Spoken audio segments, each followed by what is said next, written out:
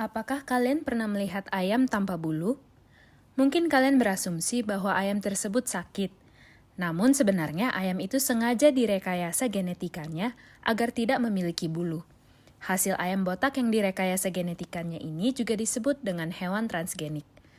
Tapi sebenarnya hewan transgenik itu apa sih? Pada dasarnya, hewan transgenik adalah hewan yang dengan sengaja dimodifikasi atau susunan materi genetikanya telah mengalami rekayasa, sehingga didapatkan sifat-sifat yang unggul dan menguntungkan manusia. Dengan datangnya hewan transgenik, ada kelebihan dan kekurangan yang mengikuti.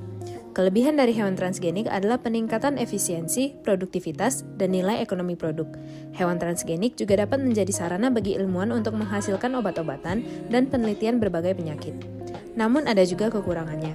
Pelepasan organisme transgenik ke dalam alam liar dapat menyebabkan kerusakan biodiversitas. Ada juga masalah etis dari hewan transgenik. Contohnya, apakah pantas manusia berlagak seperti Tuhan sampai-sampai berusaha mengutak-atik ciptaannya? Tentunya segala sesuatu memiliki kelebihan dan kekurangannya. Semuanya bergantung pada kita dan bagaimana cara kita mengelolanya. Omong-omong, kalian tahu nggak cara hewan transgenik itu dibuat sebenarnya gimana sih?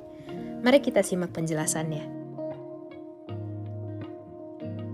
Berikutnya, teknologi transgenik pada hewan dapat dilakukan melalui beberapa teknik atau metode.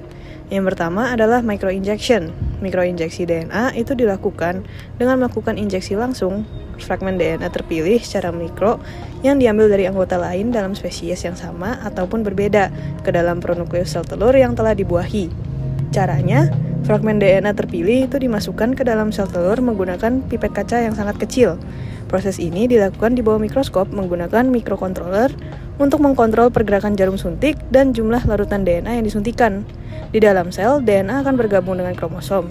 Setelah mikroinjeksi selesai, telur dibuahi secara in vitro dan sel telur ini akan diimplantasikan kembali ke rahim hewan agar bisa melanjuti tahap perkembangannya.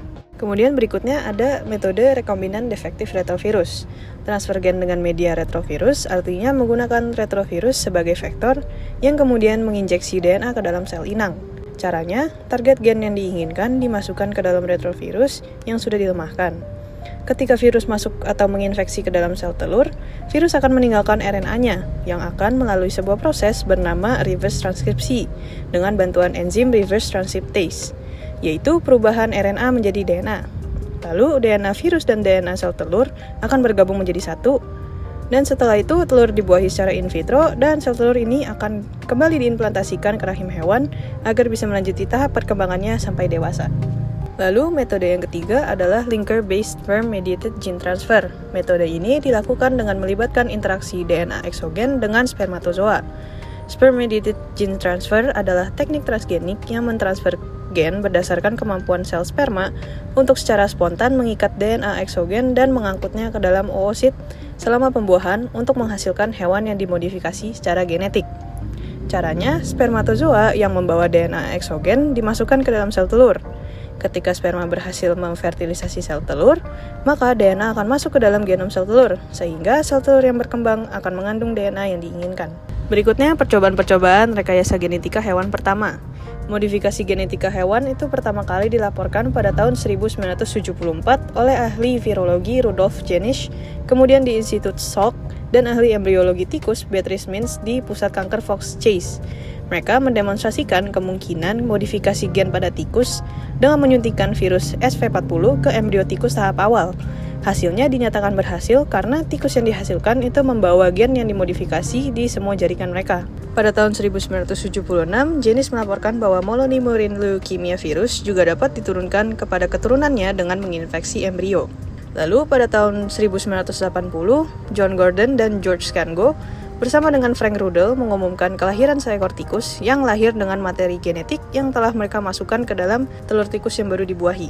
Kemudian pada tahun 1981, ilmuwan lain telah melaporkan keberhasilan implantasi DNA asing ke dalam tikus sehingga mengubah susunan genetik hewan tersebut.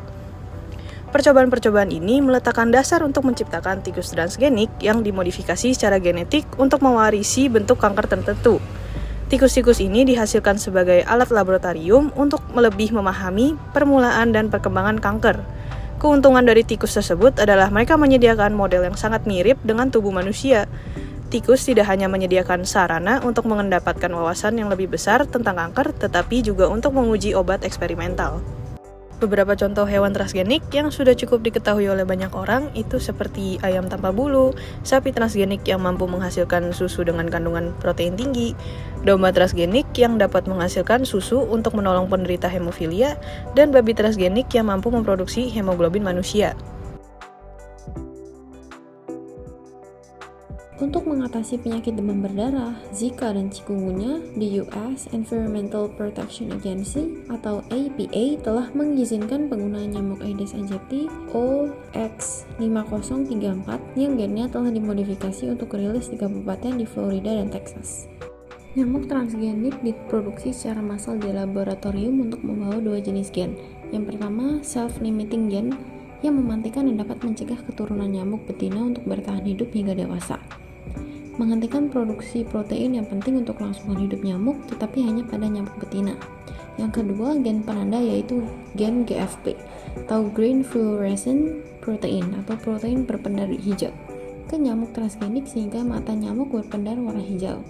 Untuk memudahkan para peneliti menghitung jumlah nyamuk transgenik dan membedakan dari nyamuk biasa. Teknik yang digunakan dalam melakukan nyamuk transgenik adalah teknik microinjection. Nyamuk Aedes aegypti OX513A diinjeksi dengan penambahan dua gen yang diwariskan secara dominan. Pertama terdiri dari self-limiting gen, pengikat TETO, dan promotor minimal yang diletakkan pada gen vektor transposable element atau Hermes, Mariner, Minos, dan piggyback. Lalu, plasmid disuntikan secara microinjection ke dalam embrio yang sudah difertilisasi bersama dengan transposom penolong atau plasmid. Transposom penolong ini bekerja pada ujung transposom dan pada frekuensi yang sangat rendah, transposom penolong ini akan berpindah dari plasmid yang disuntikan ke dalam kromosom nyamuk. Ekspresi promotor menghasilkan sejumlah kecil protein seluler atau TTAV yang mengikat TETO.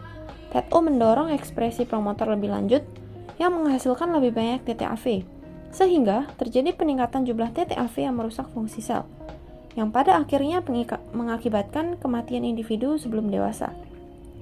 Sebaliknya, dengan adanya penawar atau tetrasiklin, TTAV diasingkan dan karena itu TTAV tidak mengikat TETO.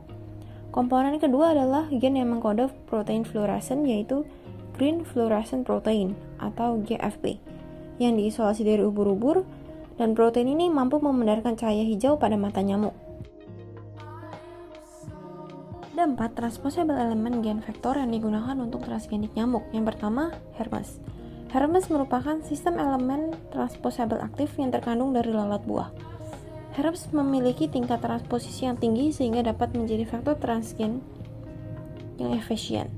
Tingkat keberhasilan transgenik menggunakan sistem ini adalah 1-5%. Yang kedua, Mariner.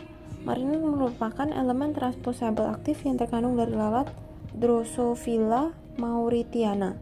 Tingkat transformasi transgenik menggunakan sistem ini adalah 4%. Yang ketiga, Minos. Minos merupakan elemen transposable aktif yang terdapat pada lalat Drosophila hyedei. Tingkat keberhasilan transgenik nyamuk menggunakan sistem ini adalah 7%. Yang keempat, piggyback. Piggyback merupakan elemen transposable aktif yang terdapat pada mutan baculovirus.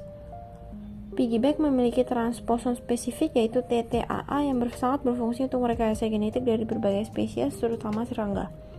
Tingkat transformasi transgenik nyamuk menggunakan sistem ini adalah 4-10%. Apa artinya bagi nyamuk yang dimodifikasi secara genetik?